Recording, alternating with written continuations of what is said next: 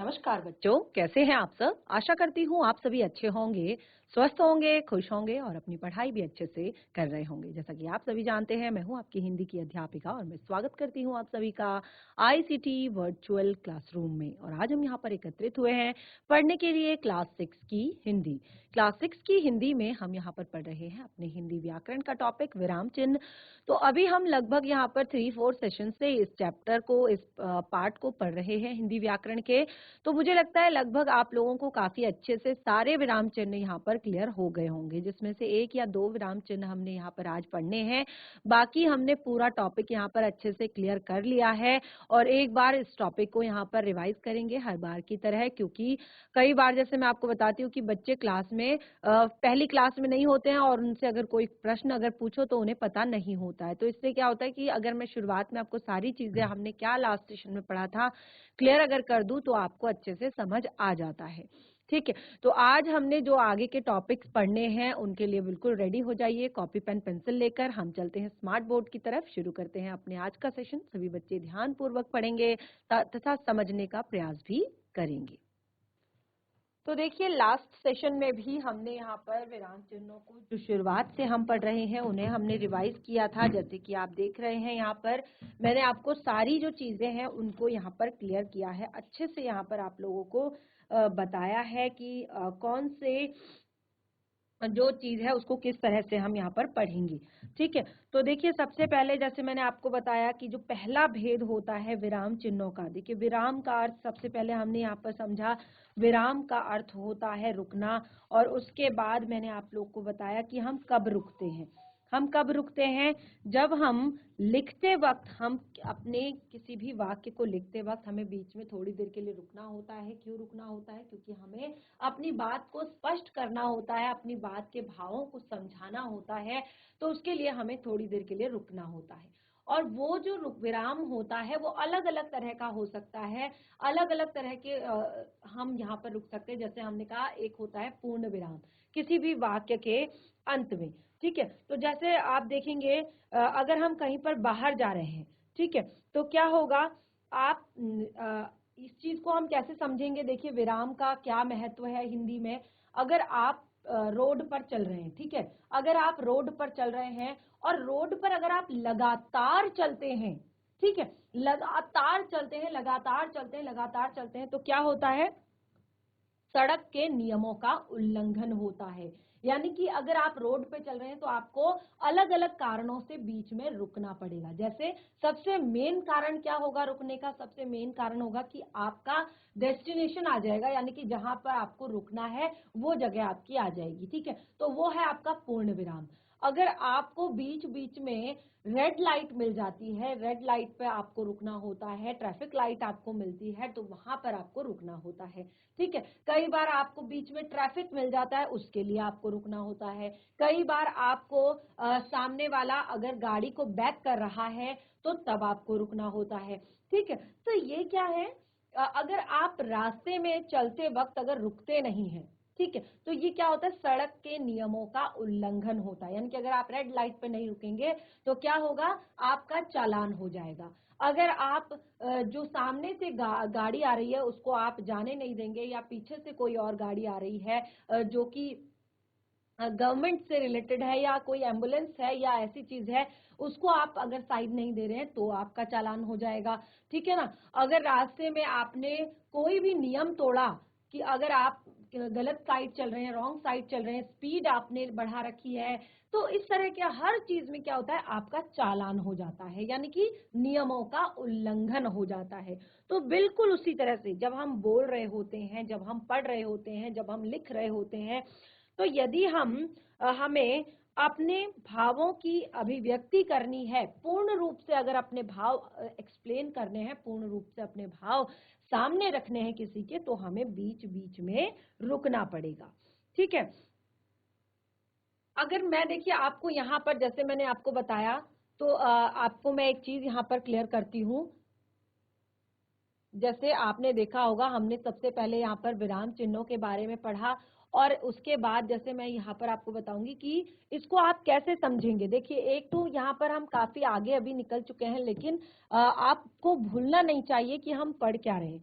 ठीक है, तो जैसे मैंने कहा कि हमें रुकना होता है और इन विराम चिन्हों से ही हम अपने भावों की अभिव्यक्ति पूर्ण रूप से कर पाते हैं। अब देखिए, 2 लाइनें मैं यहाँ पर लिखूंगी और उसमें मैं लगाऊंगी आपका विराम चिन्ह। ठीक है, और उस विराम चिन्ह से ही उस वाक्य का पूरी तरह से अर्थ कैसे बदलता है वो आप देखिए। ठीक है, जैसे रोको मत जाने दो। ठीक है, तो अगर मैं ऐसे यहां पर विराम चिन्ह लगा दूं तो ये क्या हो गया, बिल्कुल अर्थ चेंज हो गया। रोको मत जाने दो। ठीक है, अब यहाँ पर अर्थ बिल्कुल अलग हो गया है, बिल्कुल अपोजिट हो गया है। कैसे आप देख, रोको मत जाने दो। ठीक है, कोई जा रहा है, कोई दौड़ रहा है और सामने से कोई आदमी आ रहा है तो हम उसको कहेंगे रोको इसे, मत जाने दो। ठीक है, तो रोको मत जाने दो। लेकिन आप देखिए, इसी को अगर मैं विराम चिन्ह की जगह अगर मैं बदल दूं तो क्या होगा, अर्थ पूरी तरह से क्लियर हो जाएगा। ठीक है, अब आप इसको पढ़कर देखिए। देखिए, ये यहाँ पर आपको बहुत अच्छे से विराम चिन्ह क्लियर हो जाएंगे कि हम आखिर इन्हें पढ़ क्यों रहे हैं, क्योंकि यही हमारी अभिव्यक्ति को क्लियर करता है, यही हमारे भावों को स्पष्ट करता है कि आखिर हम कहना क्या चाह रहे हैं। ठीक है, तो जैसे मैंने पहला वाला वाक्य आपको बताया, रोको मत जाने दो। ठीक है, रोको बोलकर हम थोड़ी 1 सेकंड के लिए रुक गए, यानी कि हमारा यहाँ पर अल्प विराम का प्रयोग हुआ है, तो हम अल्प समय के लिए, ठीक है, आधे से भी कम समय के लिए रोको मत जाने दो। फिर दूसरा आप देखिए, उसमें भी हमने अल्प विराम का प्रयोग किया, लेकिन कहां पर किया है, हमने दूसरे शब्द के साथ किया, तो बिल्कुल मीनिंग चेंज हो गया। रोको मत जाने दो। ठीक है, अब हम कहां पे रुके हैं, रोको मत जाने दो। ठीक है, यानी कि मत रोको, उसे जाने दो। तो बिल्कुल हो गया ना जस्ट अपोजिट। एक में कह रहे हैं कि रोको मत जाने दो और एक में कह रहे हैं रोको मत जाने दो। बिल्कुल एक ही सेंटेंस है, देखिए एक ही वाक्य है, लेकिन विराम चिन्ह के कारण आप देख सकते हैं कि दोनों में बिल्कुल डिफरेंस आ गया है, बिल्कुल ही अलग हो गए हैं दोनों वर्ड्स, दोनों वाक्य, दोनों में बहुत सारा डिफरेंस जो है यहाँ पर आ चुका है, बिल्कुल अपोजिट हो गए हैं। तो ये है विराम चिन्ह की महत्ता। ठीक है, तो देखिए यहाँ पर जैसे मैंने कहा कि हमने यहाँ पर बताया कि बीच में लिखते समय वाक्यों के अंत में विराम को प्रकट करने के लिए, दिखाने के लिए, क्योंकि लिखते वक्त इनका प्रयोग हो रहा है, तो उसके लिए हम कुछ विशेष प्रकार के चिन्हों का प्रयोग करते हैं जिन्हें हम विराम चिन्ह कहते हैं।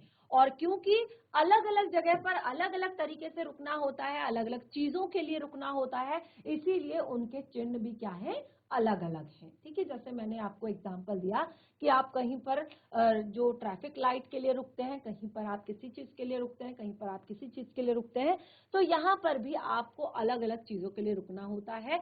तो इसीलिए पूर्ण विराम, अर्ध विराम, अल्प विराम और उसके बाद प्रश्नवाचक, प्रश्न सूचक चिन्ह या प्रश्नवाचक जो आपका चिन्ह है, और उसके बाद जैसे देखिए उनके एग्जाम्पल भी मैंने यहाँ पर बताए हैं, उनके उदाहरण भी, और साथ ही प्रश्न सूचक में मैंने आपको एक और चीज बताई थी कि उन जैसे अगर आपको कहीं पर अपने व्यंग कोई कॉमेडी करनी है, कोई बात आपको व्यंग्यात्मक रूप से प्रकट करनी है, तो वहां पर भी आपका प्रश्न चिन्ह लगाया जाता है।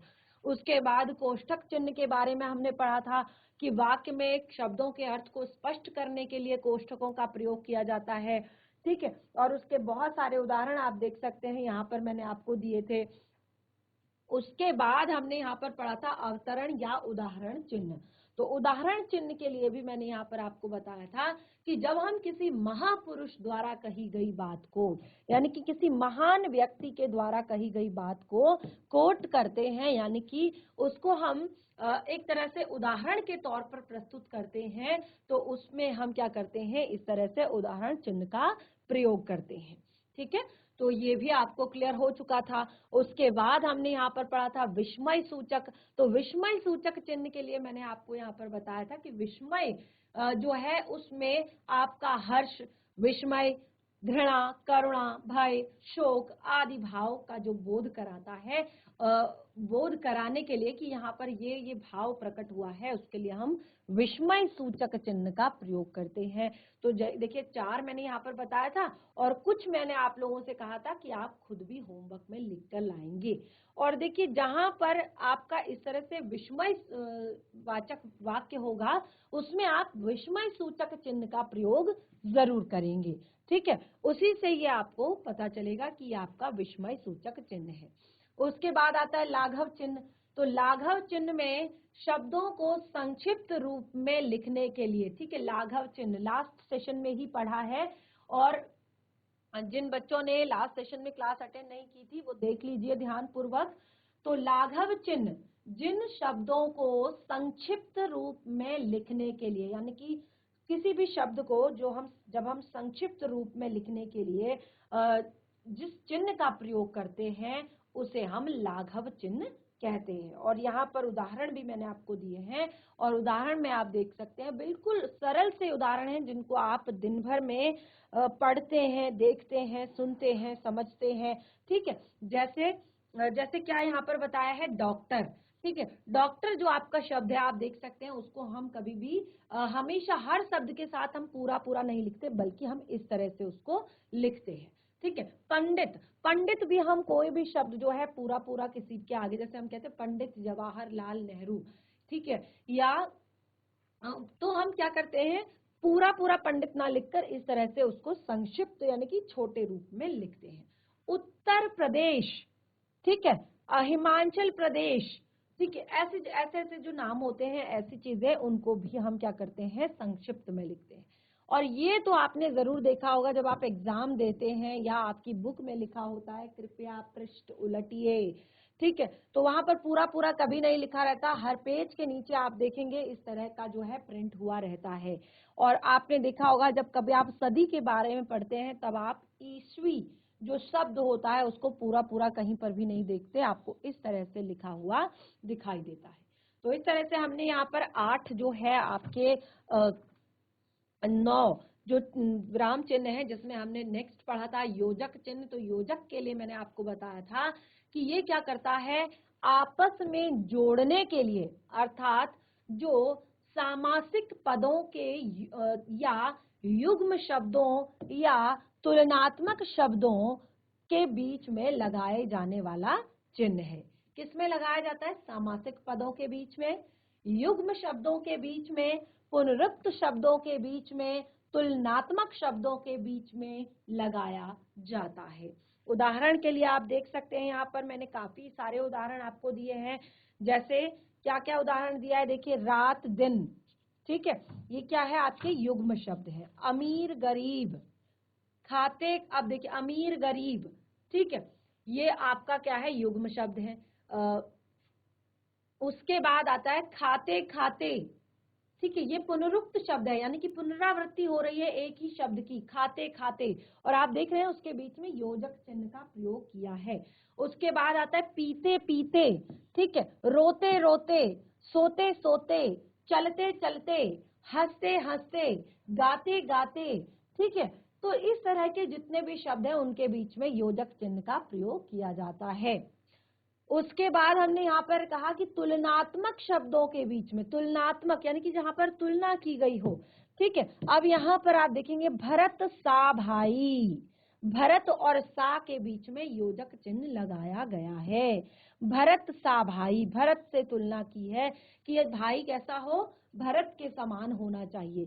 चांद सी सूरत, चंद्रमा के समान जो सुंदर हो, चांद सी सूरत, तो चांद सी के बीच में योजक चिन्ह लगाया गया है। तो यहाँ इतने सारे शब्दों के बीच में योजक चिन्ह लगाया जाता है।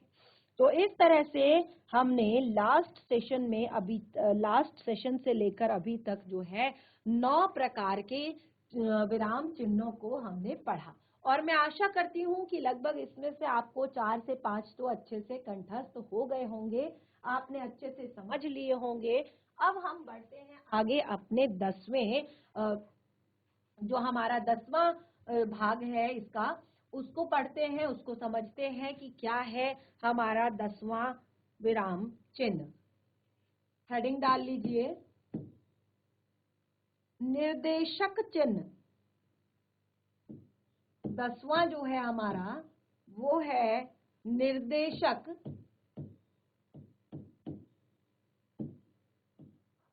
चिन्ह। और इसमें बिल्कुल भी कंफ्यूज नहीं होंगे, इसमें बिल्कुल भी आप यहाँ पर एक तरह से घबराएंगे नहीं। जो निर्देशक चिन्ह होता है वो क्या होता है, वो कैसा होता है, इस तरह से। ठीक है, अब आप कहेंगे कि सेम चीज जो है आपके योजक चिन्ह में भी थी, लेकिन आप देखेंगे योजक चिन्ह में जो हमने यहाँ पर चिन्ह लगाया है वो कैसा है, आकार में थोड़ा सा छोटा है क्योंकि ये बीच में लगाया जाता है। ठीक है, लेकिन जो आपका निर्देशक चिन्ह होता है वो बिल्कुल ठीक ठाक होता है, आकार में इस तरह से होता है। और निर्देशक चिन्ह का प्रयोग आप जो भी किसी भी विषय या विभाग संबंधित जो शीर्षक होता है उसके आगे लगाने के लिए आप करते हैं इस तरह से। ठीक है, चलिए अब इसको मैं आपको क्लियर कर देती हूँ, पहले नोट कर लेते हैं, उसके बाद इसको हम समझेंगे। लिख लीजिए आप भी, निर्देशक चिन्ह, निर्देशक चिन्ह का प्रयोग विषय विभाग, निर्देशक चिन्ह का प्रयोग विषय विभाग। अब देखिए हमने यहाँ पर शब्द लिखा विषय विभाग। ठीक है, उसके बीच में भी हमने छोटा सा जो है एक डैश लगाया है, तो ये वाला डैश क्या है, ये आपका योजक चिन्ह है, क्योंकि ये हमने क्या किया है, युग्म शब्दों के बीच में लगाया है। तो विषय विभाग हमने युग्म के रूप में यहाँ पर लिखा है। ठीक है, तो हम लिखेंगे निर्देशक चिन्ह का प्रयोग विषय विभाग संबंधी, विषय विभाग संबंधी हर शीर्षक के आगे, हर शीर्षक, शीर्षक यानी कि जैसे हमने यहाँ पर कोई टॉपिक लिखा तो उस टॉपिक के आगे, हर शीर्षक के आगे जहां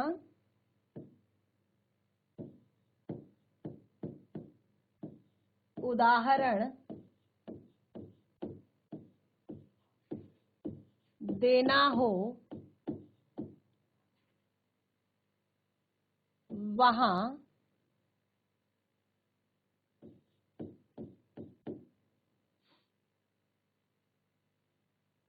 उदाहरण या जैसे के बाद, ध्यान दीजिएगा, लेखक के नाम के आगे कहाँ कहाँ पर लगाया जाता है देख लीजिएगा। संवाद में, यानी कि जब आप डायलॉग लिखते हैं, ठीक है, संवाद में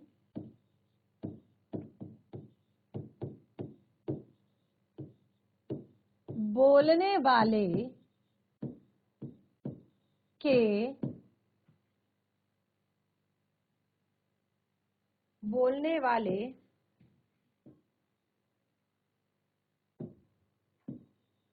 की बात से पहले, बोलने वाली की बात से पहले इसका प्रयोग किया जाता है।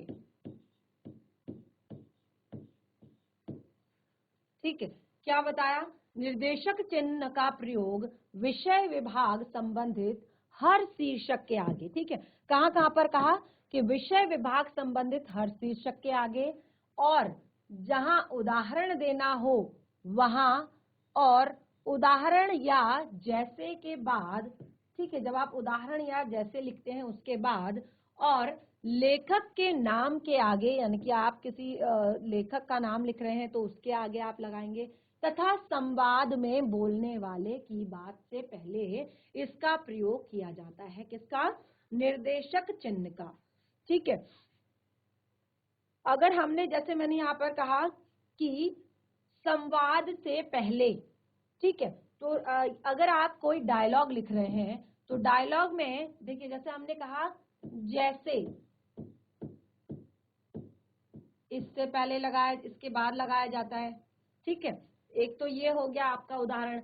दूसरा हमने कहा संवाद लेखन यदि आप करते हैं तो बोलने वाले की बात से पहले, राकेश, ठीक है, राकेश, तो राकेश कह रहा है आज मैं दशहरा मेला देखने जा रहा हूं। मेला देखने जा रहा हूं। आज मैं दशहरा मेला देखने जा रहा हूं। ठीक है, तो हमने यहाँ पर क्या कहा कि कहाँ कहाँ पर लगता है। एक तो जैसे मैंने कहा कि उदाहरण से पहले, ठीक है, जो आपने उदाहरण दिया उसमें जैसे के बाद, ठीक है, जैसे लिखा हुआ है, ठीक है, यहाँ पर आप उदाहरण लिखते, उसके बाद भी आप इस तरह से निर्देशक चिन्ह लगाते। और आपने राकेश, यानी कि आपने कहा कि जब हमने कहा कि जो संवाद लिख रहे होते हैं तो संवाद में जैसे राकेश ने कहा, राकेश आज मैं दशहरा मेला देखने जा रहा हूँ। ठीक है, और इसी तरह से अगर आप दूसरा देखेंगे, दूसरा जो मैंने बताया था यहाँ पर, किसी भी लेखक के नाम से पहले। ठीक है, अब देखिए यहाँ पर स्वराज्य मेरा जन्म, स्वराज्य मेरा या स्वराज्य हमारा, हमारा लिख सकते हैं, हमारा जन्म सिद्ध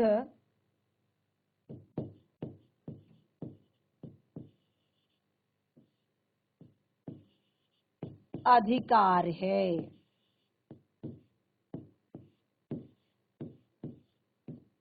ठीक है, तो इसको हमने कोष्ठक चिन्ह में यहाँ पर हमने इसको सबसे पहले जो उदाहरण चिन्ह के अंदर बंद किया, क्योंकि ये किसी महापुरुष के द्वारा कही हुई बात है।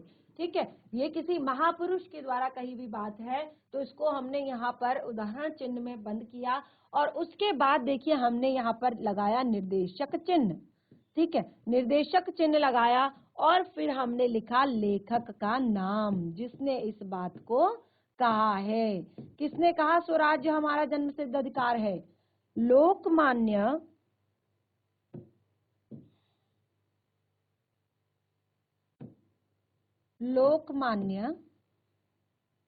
तिलक।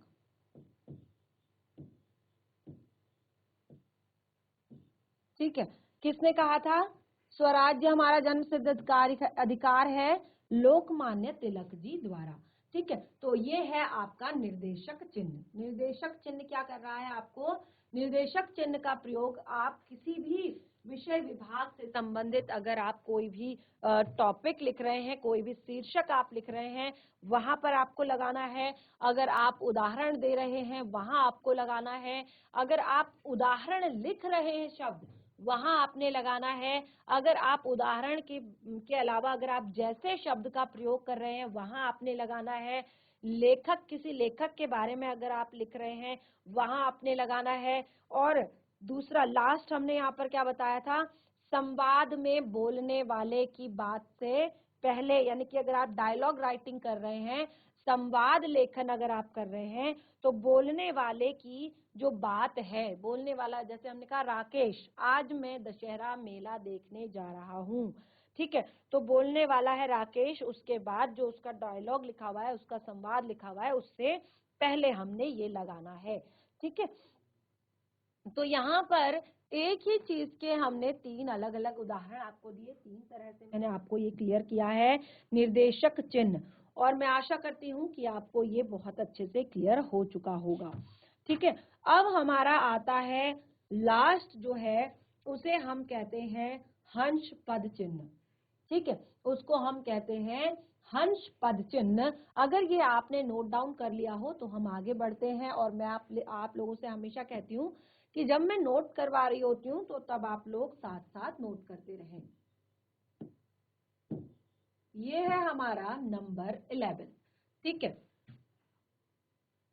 नंबर 10 तक हमने पढ़ लिया है, नंबर 11 हम यहाँ पर कर रहे हैं, वो है हमारा हंस पद चिन्ह।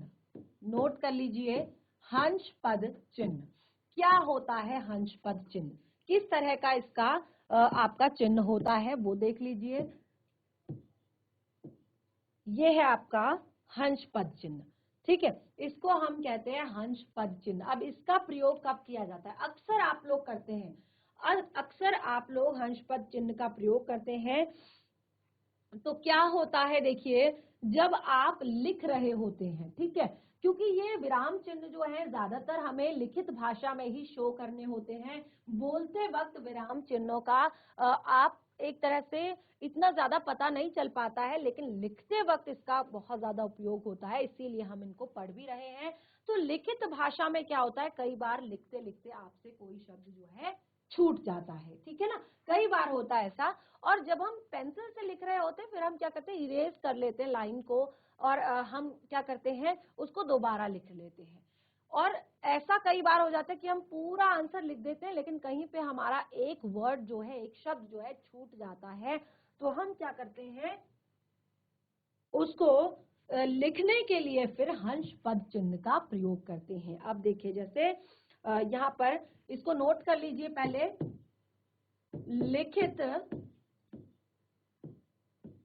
भाषा में, नोट कर लीजिए पहले, लिखित भाषा का प्रयोग करते समय, यानी कि जब आप कोई चीज लिख कर बता रहे होते हैं, कोई आंसर लिख रहे होते हैं, तो क्या होता है, यदि गलती से कोई शब्द छूट जाए, कोई शब्द छूट जाए, ठीक है, तो इसे लिखने के लिए,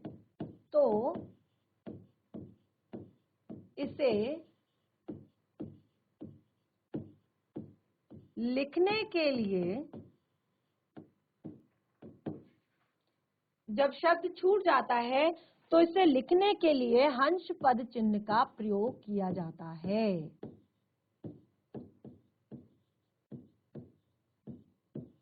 का प्रयोग किया जाता है।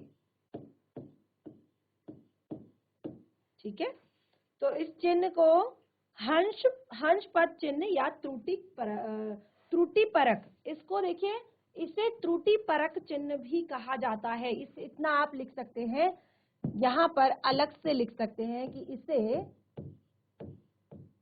त्रुटि परक, अब त्रुटि परक क्या होता है, देखिए, त्रुटि यानी कि गलती, ठीक है, परक यानी कि ठीक करने वाला, ठीक है, त्रुटि परक यानी कि गलती ठीक करने वाला जो चिन्ह है वो भी कहा जाता है।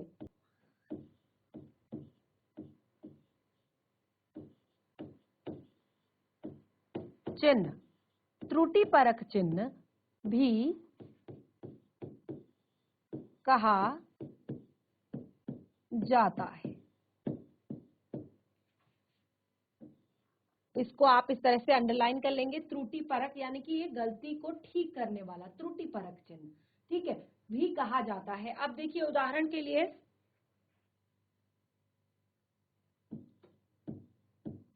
उदाहरण, एग्जाम्पल देखिए कैसे हम यहाँ पर उदाहरण लिखेंगे। मैं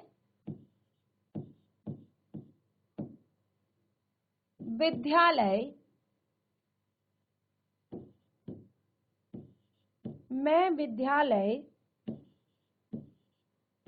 नहीं जाऊंगा।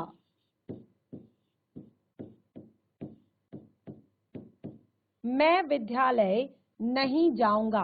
अब ये तो हमने लिख दिया कि मैं विद्यालय नहीं जाऊंगा, लेकिन हम बताना भूल गए कि कब नहीं जाऊंगा।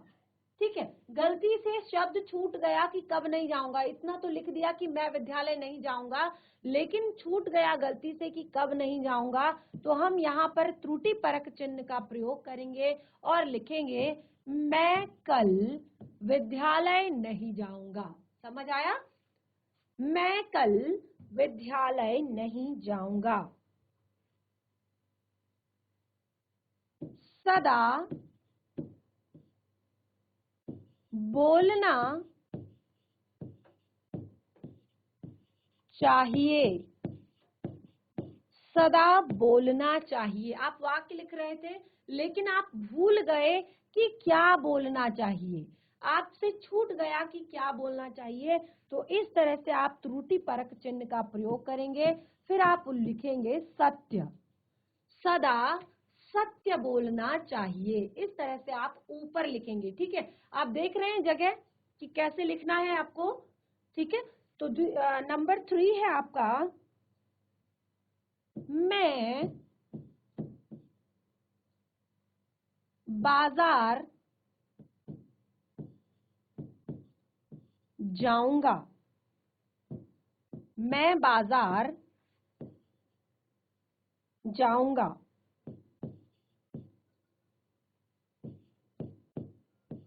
आपने बोला तो है कि मैं बाजार जाऊंगा, लेकिन कब, ये आपने नहीं बताया है।